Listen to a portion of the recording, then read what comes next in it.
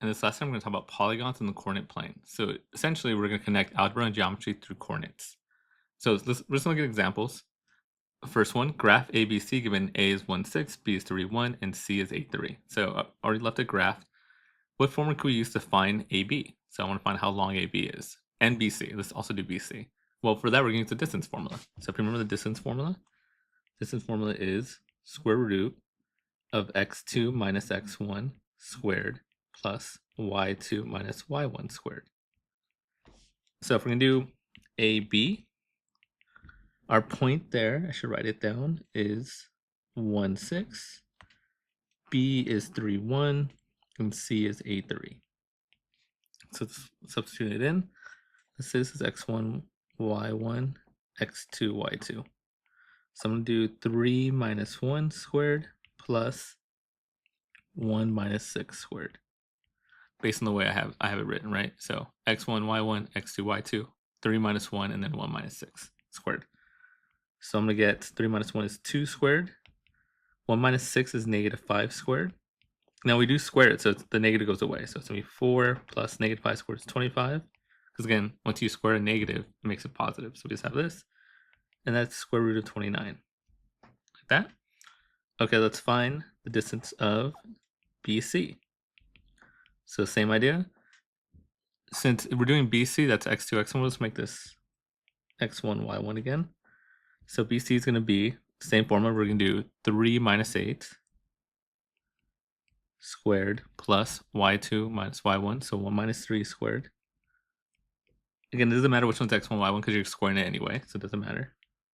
So now I get negative 5 squared plus negative 2 squared. Again, you square it, so negative goes away. We're just going to get 25 plus 4.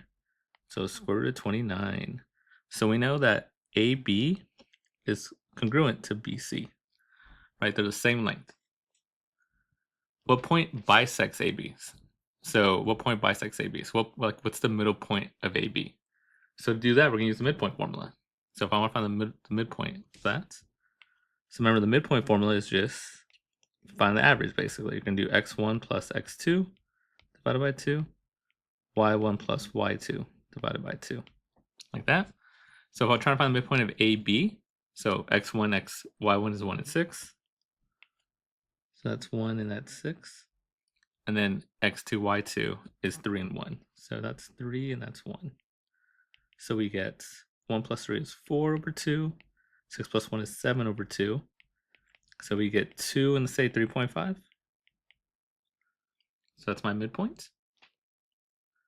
Next, how can you show that angle ABC is 90 degrees? So we want to show that ABC is a 90-degree angle. There's a couple ways. One way is that we know this is already square root of 29, and this is square root of 29. So one thing we could do is to try to see if a squared plus b squared equals c squared, right? The Pythagorean theorem, see if it holds. If it does, this is the right angle. If it doesn't, it's not. Now to do that, I would have to find the distance between AC and do the whole formula.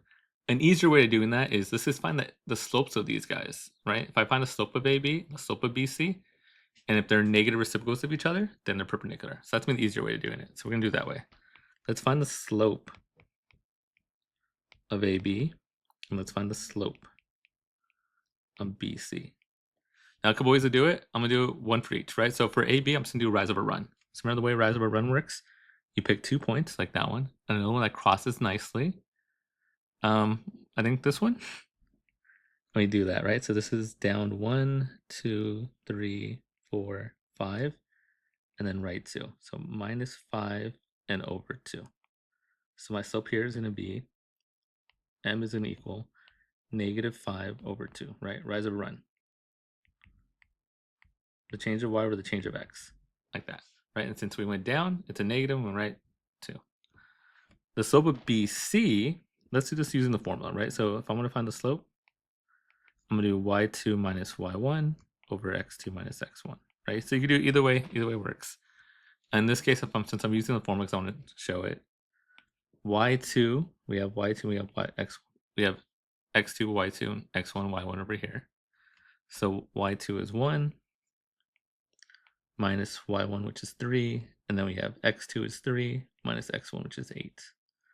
And I get negative 2 over negative 5. 2 negatives make a positive, so I get 2 over 5. So our slopes are -5/2 and 2/5. Those are negative reciprocals of each other, right? If I flip it and change the sign, then they match. So these are perpendicular. AB is perpendicular to BC. So it is 90 degrees. Classify the triangle above. So with everything we know, I know that these are the same, so it's isosceles, and I know it's a right triangle now. So this is an isosceles right triangle.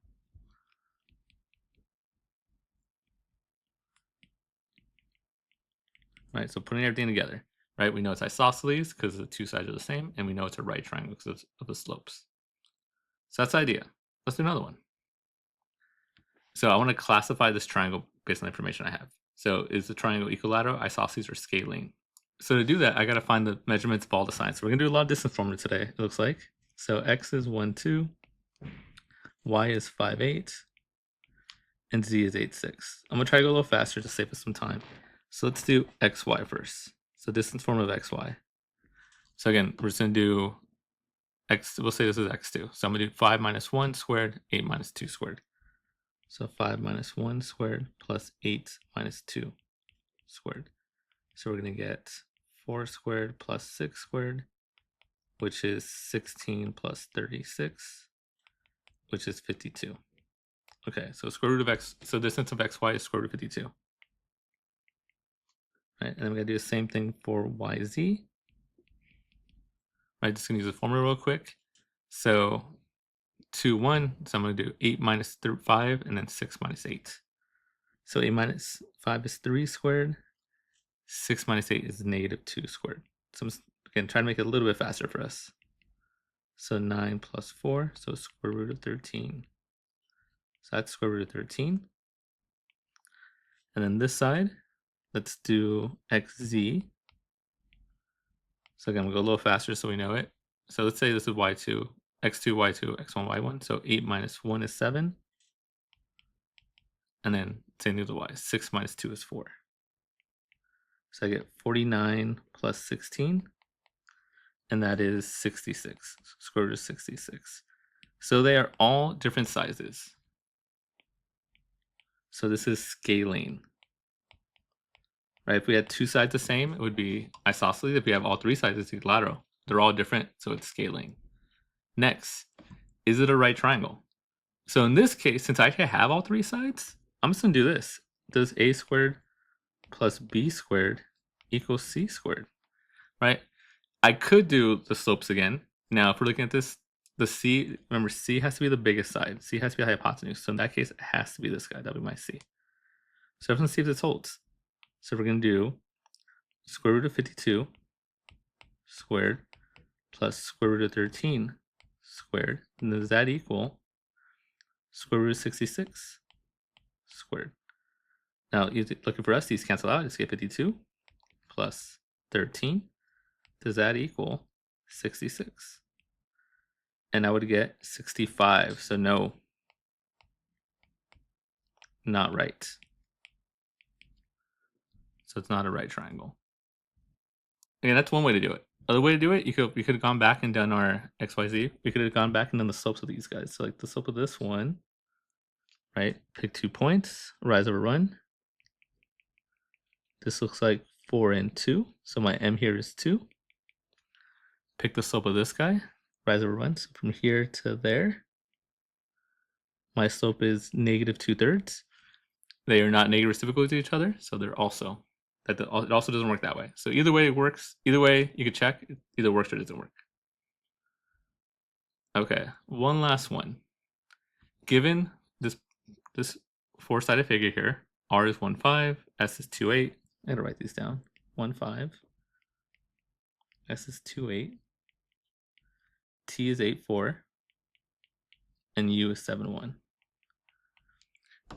What type of parallelogram is RSTU? So it's a parallelogram. Is it a rhombus, a rectangle, square, none of these? Well, it's not a square. It's not a rhombus. I mean, we could tell looking at it. This is not a square, it's not a rhombus. Because rhombuses have all sides the same and squares have all sides the same. It might be a rectangle. So to check that. So let's go about doing it. So the easiest way to check that is check the slopes, right? So we're just gonna find the slopes of all these. Let's find the slope of RS first. So we're just gonna do rise over run. So over 1, up 3. So my slope here is going to be 3 over 1.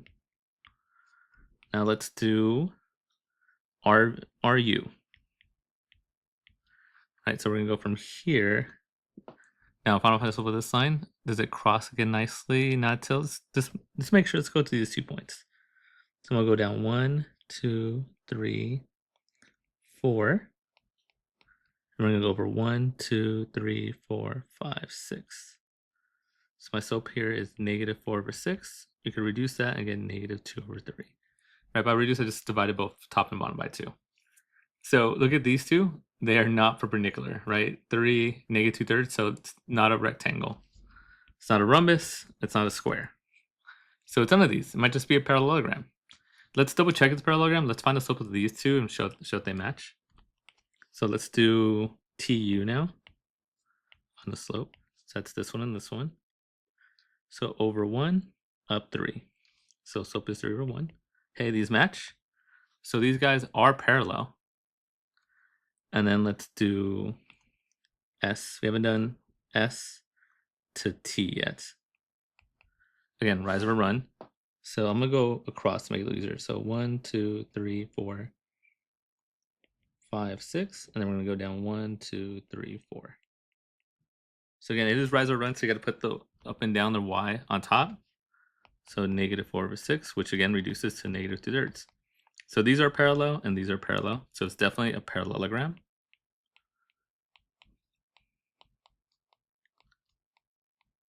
But it's not a square because these are not the same size. I mean, we could do distance formula, but by looking at it, so it's not a rhombus. It's the same problem.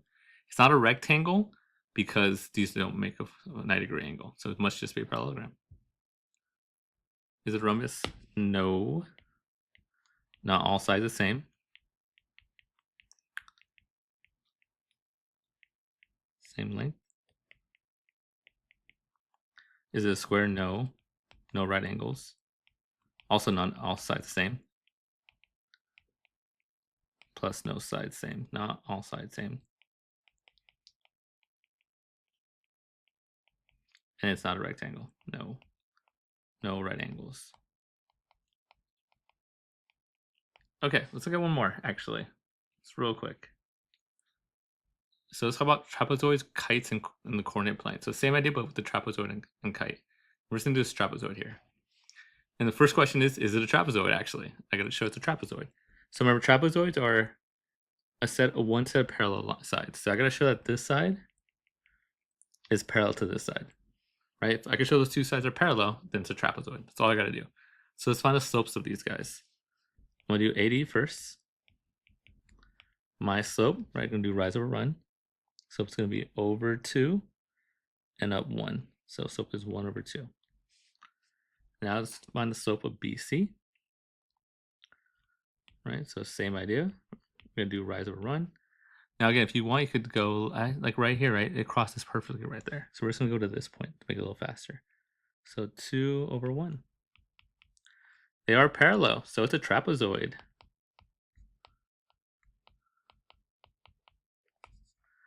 Now, if they want to, we can figure out if it's isosceles trapezoid. I can find the distance between these guys, but it doesn't look isosceles. Anyway, that's the lesson.